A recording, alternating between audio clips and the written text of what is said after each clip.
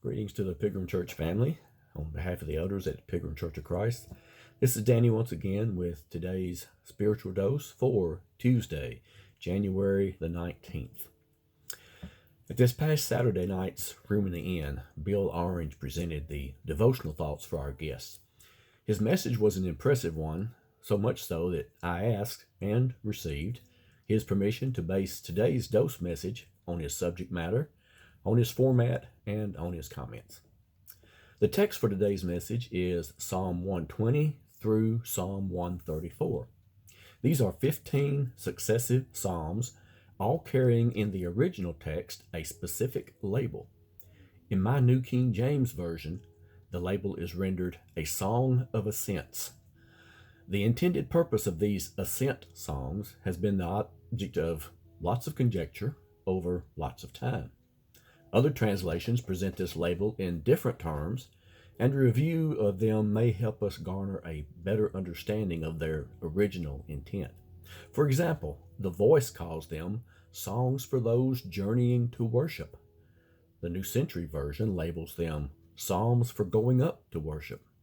The New Living Translation presents them as songs for pilgrims ascending to Jerusalem.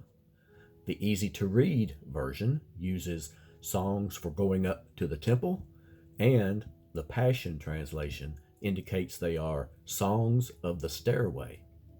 Now, that last phrase carries with it the speculation that there were 15 steps leading up to the temple, and as the people ascended those steps, anticipating that day's worship, they would pause at each step, sing its corresponding song, and only then would proceed to the next one. Regardless of how and when the songs were sung, we can now, centuries later, still capture a sense of the particular sentiment being voiced by the singers simply by reading the initial passage of some examples. Psalm 120, verse 1 says, "In my distress I cried to the Lord, and he heard me." Psalm 121, verses 1 and 2 says, "I will lift up my eyes to the hills. From whence comes my help? My help comes from the Lord, who made heaven and earth." Psalm 122, verse 1, "I was glad when they said to me, 'Let us go into the house of the Lord.'" Psalm 125, verses 1 and 2, "Those who trust in the Lord are like Mount Zion, which cannot be moved, but abides forever. As the mountains surround Jerusalem, so the Lord surrounds his people from this time forth and forever." Psalm 127, verse 1, "Unless the Lord builds the house, they labor in vain who build it.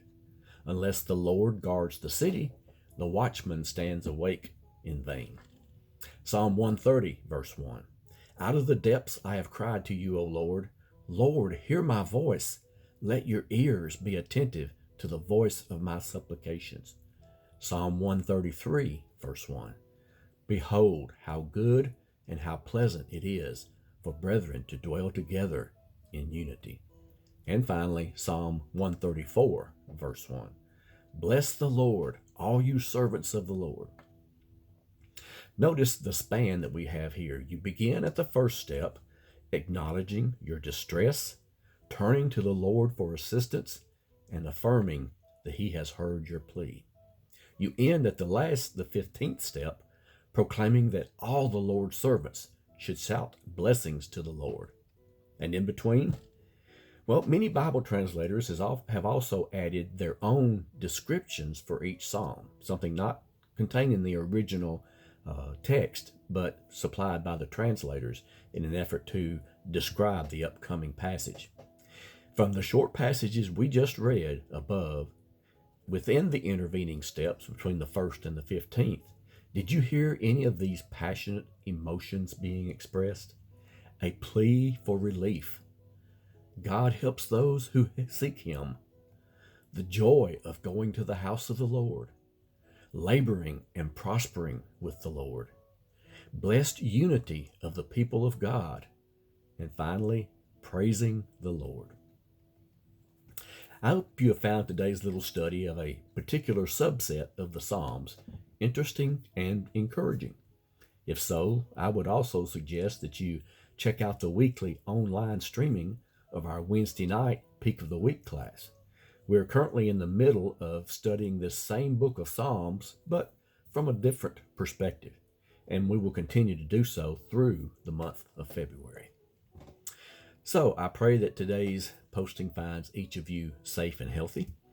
I pray that you are able to participate in our weekly services and Bible studies, if not in person, at least through our online streaming opportunities. I pray you are staying in touch with God daily, taking your concerns and your thanks to Him in prayer, and in return, letting Him speak to you through His Word, through His creation, through your fellow Christians.